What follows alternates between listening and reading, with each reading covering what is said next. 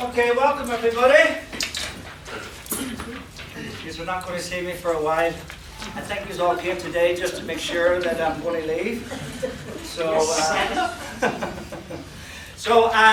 what we're going to do today, we're going to do basically three kind of little projects to do. The first one up here is going to be wake up step by step. We're going to go through this first. Then after the break, what we're going to do revelations. Okay? And revelation is an experience of unspeakable love as described in the course. And I want to just talk about how that experience and what I experienced and what that meant to me. And then finally today, and I have been kind of guided that I should have done this a long time ago, but I felt it was the right time to do it today, which is basically the parables of Jesus. I'm going to interpret why he spoke in parables, and basically interpret some of his parables and how they relate to what he's actually saying in the course. Okay, so that's kind of the lineup that we have today. You can start time about this. Well, yeah, he's the boss. So, on this sheet of paper here, okay, some of you might walk into a shop and you might lift a big blue book called The Course of Miracles.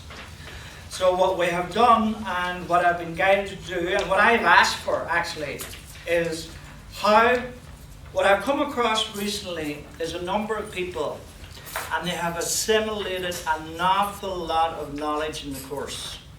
Okay? They really do know the course inside out. But the problem is that they don't know what to do with it. Where do they start? Is there a step-by-step process in this of basically dealing with waking up? Okay? So, it's kind of like when you lift the book, most people, where do you start with this? Because the book's not written in linear time. There's no, this is where you start, and this is what you do next, or this is what you do next, or this is what you do next. So basically, it's kind of left up to yourself. If you ask people, where's the best place to start in the course? Some people say the text, some say a manual, some say, the Song of Prayer, some say the clarification of terms and all of this, So ultimately, again, there's no set way of actually starting this process off. So I thought it would be really good. We have, most of the group here, we've spent the last 3 to 4 years here together, right? And we have covered everything that's on this sheet of paper. So it's kind of like what I'm saying now, what is the best way people can deal with this on a step-by-step process? Okay, I have all of this information. What I need to do now? Okay, because there's two things happening here, right? There's learning this, and then there's mastering this. Okay? So there's another way to say that. You can know everything that's on this piece of paper, but it won't make one bit of difference to your life unless you apply it. Yes, you must apply it. You must live it. Okay? Knowing this it's only the first step. Applying this is where you're going to get the experience. Okay? So we're going to go through these one by one, and if you have any questions or anything on this, but this is just to give you a guideline now. When you're doing this, right, for people who've done the course for a long time, you can tick off this box. Yeah, I fully understand that. Okay, I know what that is. Because what came through here for me is you must learn and master. Okay, the mastering part is the living of this. Because this is not going to make any difference until you actually apply it, till you live it, till you master it. So anybody in any walk of life who has mastered something, it means they incorporate it into their lifestyle and they live this. That's what mastering actually means. So you'll see a lot of this is you must learn and master. Okay? So what we're going to start off at number 1. Okay? Now, you must be fully open-minded to all of the following that's basically on this. A closed mind will not wake up. Why? Because a closed mind just wants everything to remain as it is and doesn't see any other possibility, presumably. Anybody else? Does that change? Yes. Anything else? It's too afraid to be open. Yes. Anything else? Because it's judgmental. Yes. Anything else? It's not letting the Holy Spirit in. Exactly, yes, anything else? It's stuck in its own, has its own beliefs. Yeah, exactly. Because you see, if we're all one mind, a closed mind, you could say this is the one mind, okay? Okay? And if we're all one, we're going back to that oneness. That's what waking up is. Okay? So if you're a closed mind, you're just this one little part. This little tiny part of the one mind. And it's what your beliefs. If you're attached to your beliefs, then you're keeping your mind closed. If you're attached to what? Your beliefs. Oh yeah. Okay? So it's not about not having beliefs. It's about not becoming attached to your beliefs. Because the whole point of this is, you could say this is all of us, okay? All these little parts. And what we're doing is we're trying to get in here to the center. What does that mean, not being attached? Let's say if you have a belief, does that mean you shouldn't express it, or you shouldn't defend it, or you shouldn't? You shouldn't defend it. Right. Or it even goes like this. You know, you could be sitting in a room and you could have Christians, you could have Jews, you could have Muslims and everything else. So what you're saying is, you know, you could be saying, right, I don't believe what you believe. So you're creating separation, division. It's about being all things to all men, ultimately in this. Because there's no point in you doing a Course in Miracles. This is why it's at number 1. Okay? Because you're going to go through the course in a state of conflict. You're going to be fighting literally with yourself. So you have to be willing, okay, to incorporate everybody, nobody's excluded. So that means is you don't exclude anybody by their beliefs. You don't let anybody else's beliefs separate you from them, no matter what it is. Okay? Now the one unfortunate thing that separates the whole world at this present moment in time is the belief in what? More than anything else. God. God. Wait, everybody has a different image of God and who God is and what God is. And people are literally killing and fighting and dying and murdering and raping and you name it. Just look at the Middle East, what's happening with ISIS and everything else.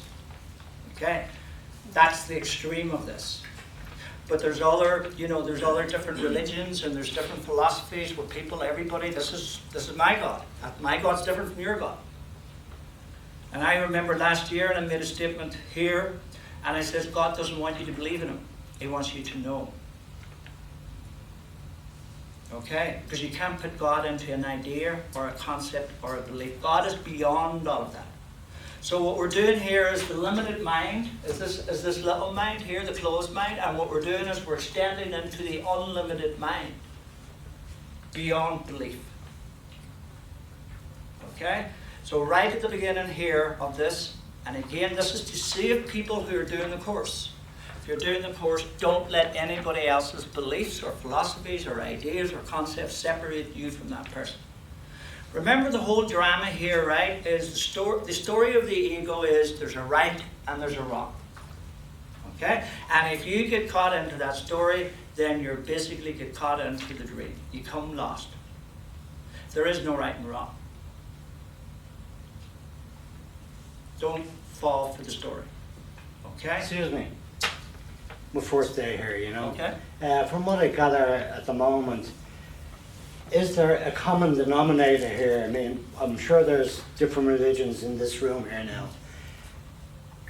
Is there a common denominator that we can all tie into, like, you know what I mean? That there wouldn't be any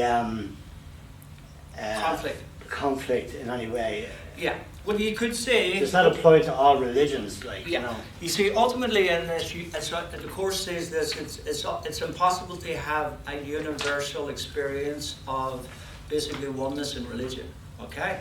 But there is a universal thing, is God. All religions believe in But they have most different cases. beliefs. You see, one would have the belief that God's a judgmental belief and all the sinners will go to hell.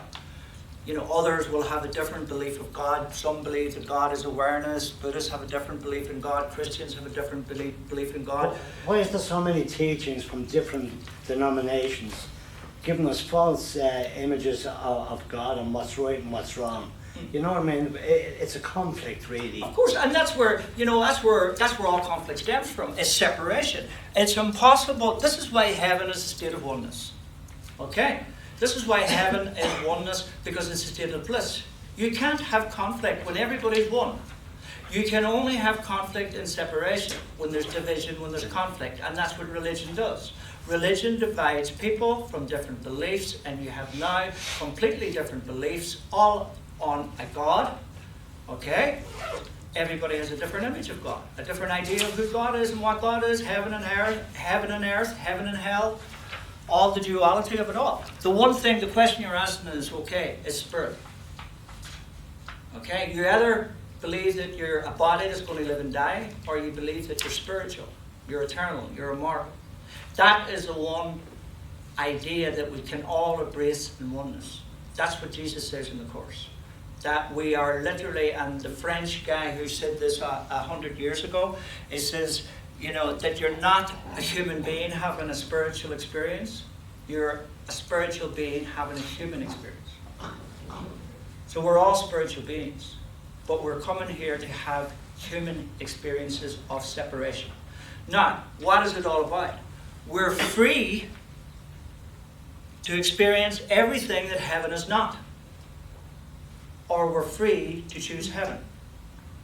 So let me move to number 2, which brings us into number 2.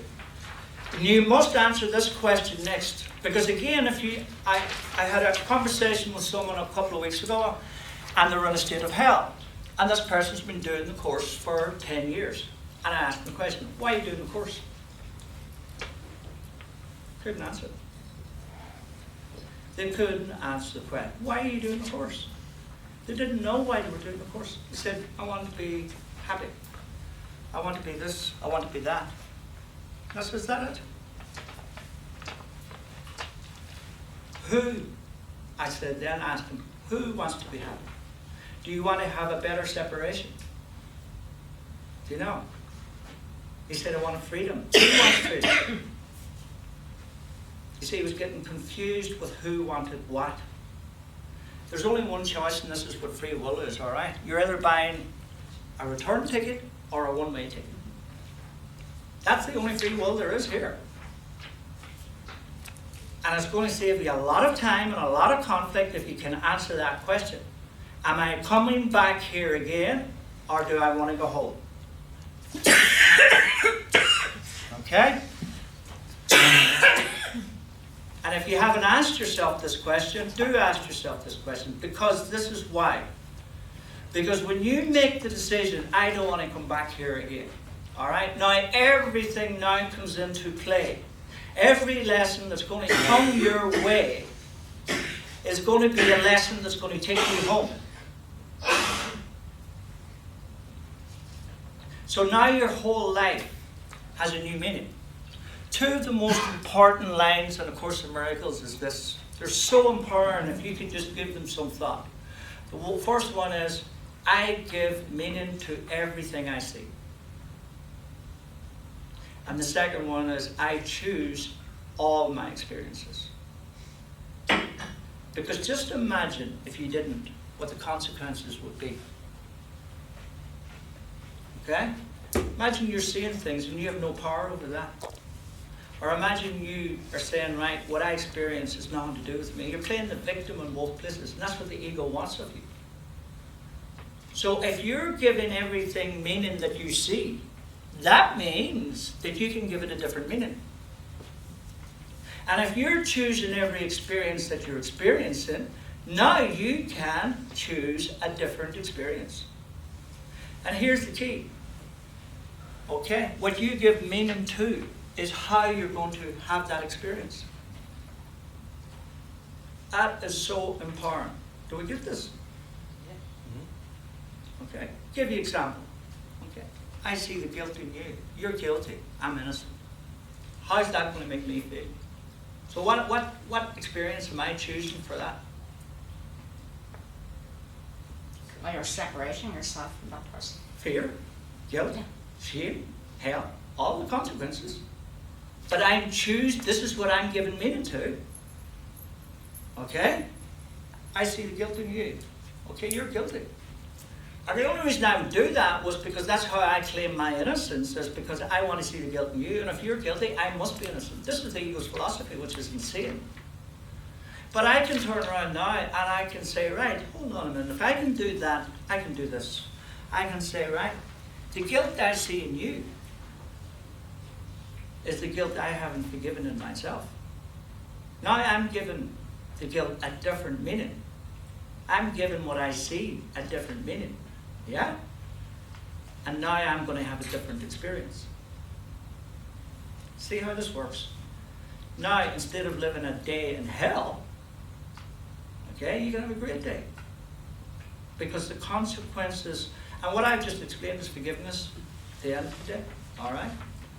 And now, because of the consequences of me giving what I see a different meaning, I'm going to have a different experience. So someone who has awakened, it's not that something, magical has happened. All they're doing is giving everything they see a different meaning. That's it. And you'll do it naturally when you wake up. Everything you see, you look at it honestly, and then you can reinterpret it. Because I'm going to tell you this, right? There's absolutely nothing in this world that's true. Nothing.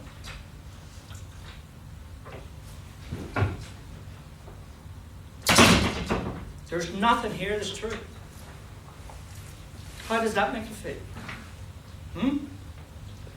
You're saying there's no right and no wrong. No, because that's duality. What about commandments, thou shalt not kill, or... Well, how would that make you feel? No, I mean, is that not wrong if somebody kills? Could I not? If you kill someone, then I'd say, you're wrong. Yeah, so what you're saying then is there's death. That I can actually kill someone. Well, Of course it's saying we're eternal, we're immortal spiritual beings. We're perfect, nothing, we're indestructible. Yes, our bodies can die, but we're not our bodies. Bodies are like a car. You go and get into your car and you can write your car off in the driveway or out in the road tomorrow night. What do? You go and get a new car. Yeah? This is what we have been doing for centuries. We're writing the body off all the time, like. And then, what happens to a car at the end of the day? You drive it into nothing, and that's what we do with the body, and then we go and we get a new body and we start all over again. How do we define justice, really, if there's no truth? We're all looking for truth. Mm-hmm. You know what I mean? Mm-hmm. I'm sure that's why most of us are here. Mm-hmm. What is the truth? What's your truth? Well, I mean, my upbringing in the Catholic religion, your guidelines were the 10 Commandments. Mm-hmm. You lived with them, you lived a decent life, Mm-hmm. you treated your neighbour And that's as your you would truth. like to be treated too, Yeah. Where is this all up in the air now, is it? No, but you see, ultimately in this, you must know that how you treat other people at the end of the day is how you treat yourself. So you must have, by your own experiences, when you treat people badly, how does it make you feel? So truth is true. There's only love or there's fear. That's it. There's only two emotions. So you treat people in a loving way, which means you treat yourself in a loving way, or you treat people through fear, through guilt, through projection, through blame. So there's no, ultimately in this, okay, what I'm saying is the story here between right and wrong is only a story. It doesn't exist. It's only an experience that we're having here. The only thing that's true is you're immortal, you're eternal, you're a spiritual being. And you have had many lifetimes. And if you choose, you can come back and have many more lifetimes. But that's your choice. That's the only free will you have. Everything else is an illusion of free will. Everything else. Okay, no matter where you work, no matter what you believe in, no matter what you do in this world, it's an illusion of free will. The only free will that you have is do you want to choose heaven or hell? That's it. Do you want to go home or do you want to keep coming back here? That's it.